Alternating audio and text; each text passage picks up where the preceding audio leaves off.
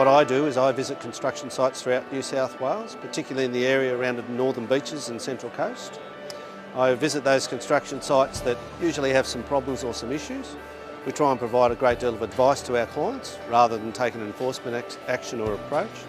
So the advisory approach is what WorkCover's been doing for some years now, and effectively what I do is go into workplaces, provide them advice to improve their risk management systems, improve their workplaces and stay in business.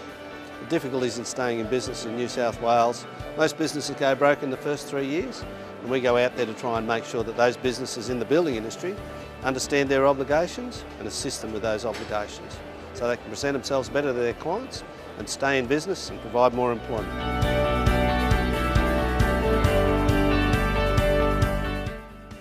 What I do is I started out a long time ago as a carpenter and clerk of works and a few other odds and ends before I got into being an inspector. So I cover mostly the area that I specialise in is height safety, asbestos and demolition, the things that injure you or kill you quickly. They're the things I tend to concentrate on. The construction industry is a very dangerous industry, has the same type of injuries constantly, and we're always concentrating on falls, electrical, struck by falling objects, plant and machinery, structural collapse. They're the things that we look at on a daily basis.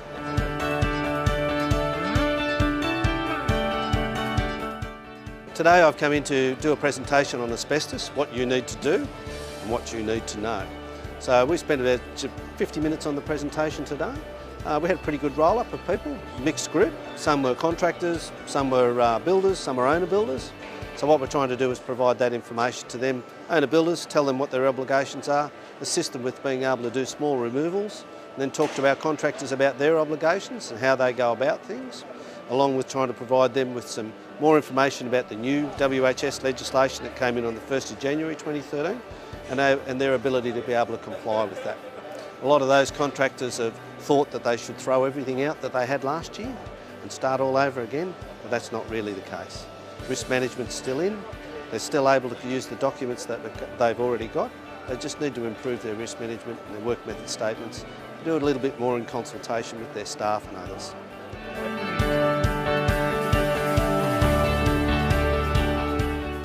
WorkCover sponsors the safety show, and we have sponsored it for a number of years now.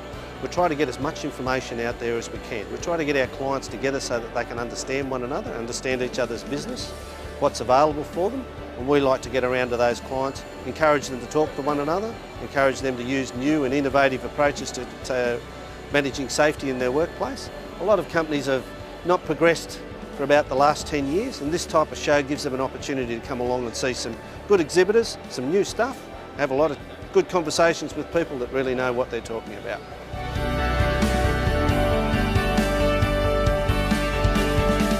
What we've done is we've changed the legislation to national legislation now as of the 1st of January.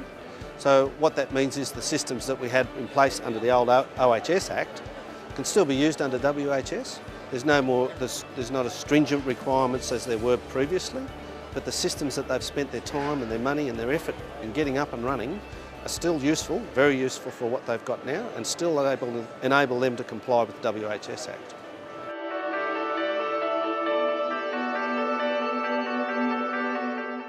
What we can do is provide advice in many different areas. Right? We can provide advice through the website, through 131050, which is our helpline. They can basically ring up and find out most information from our information officers. They'll then, if they can't provide those answers, they'll provide them contact with their technical officer, and every day throughout the year, 365 days a year, we have an inspector on call, on a duty phone, on a roster system, and at any time a client can ring up, ask for some advice, be it construction, manufacturing, wood, lathes, anything. And we're happy to provide that advice. One of the things that we have done this year is we've started to provide a lot more workplace advisory visits.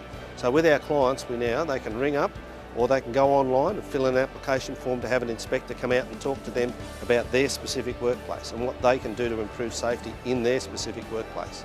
That's free, it's a free service, and believe you me, we like to get out and about, we like to see our clients and we like to see them in their workplace. Much better than having an office environment or anything like that, particularly with construction sites, they move so quick. So yeah, a lot of advice and more than happy to come out and have a chat.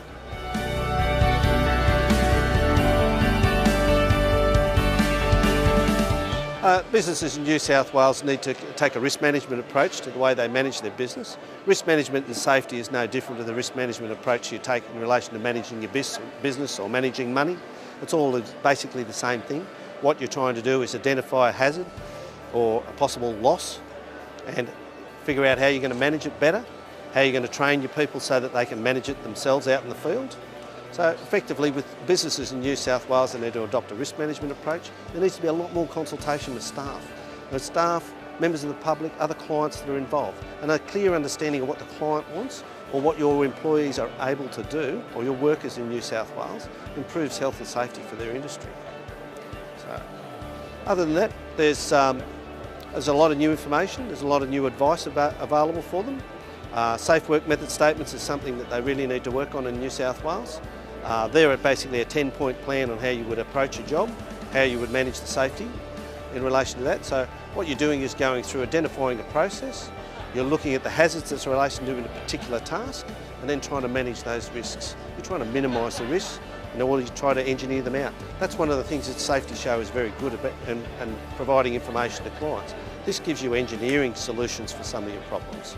You're not trying to manage them with some administrative controls, you're actually trying to engineer out the problem before it begins. So consultation in New South Wales is the biggest thing. We need to consult with our employees. All others, we need to build better risk management systems, a far better and far more concise planned approach to the way they do their work. Planning in the beginning stops a lot of rework towards the end and reduces the risk of injury.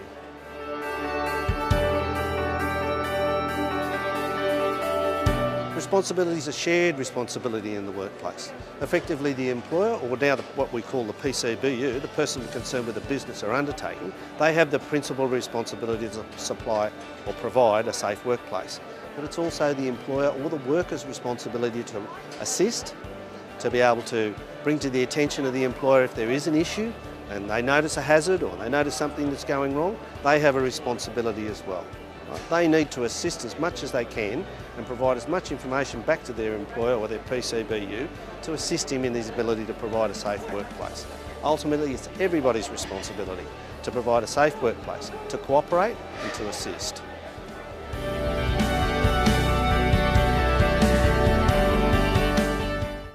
We've had some significant changes in legislation in New South Wales in January this year, 2013. What we've done is we've taken it to a national level. We now have laws that throughout all the states in New South Wales. You don't have a different set of laws in the ACT as to what you have in New South Wales. What we have is a concise and a clear set of rules that we're working to throughout Australia. It's the same with the licensing requirements that we have. We've now taken them across all the state borders, and we've also done that with licensing. So what we now have is a national system. It doesn't have any borders anymore. You can bring one licence from Victoria into New South Wales and travel on to Queensland. We have what we call mutual recognition for CIC cards, construction induction cards, and all other certification is basically recognised by one state or another. You need to check with that state that they do have that list, because some states did not have particular licences at times and still haven't been able to recognise those licences because effectively they never had them before.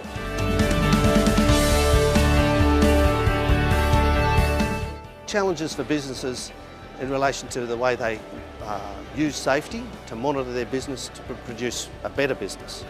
One of the things we try to sell to our clients is that safety is a good risk management approach to managing their business. It stops rework. If you roll safety and quality together, what you end up with is a quality process that doesn't produce risk, reduce rework, and enables businesses to survive. Most businesses go broke in the first 3 years, and that's usually because they haven't quite finished the things that they'd started in year one. They're sent back to do that, and that's usually what sends them broke. So what we're trying to do is we're trying to say to them, risk management is a good business management. If you adopt the same policies, the same processes, than managing money, managing safety, you'll have a better outcome. A better outcome for your business and a far better outcome for your workers.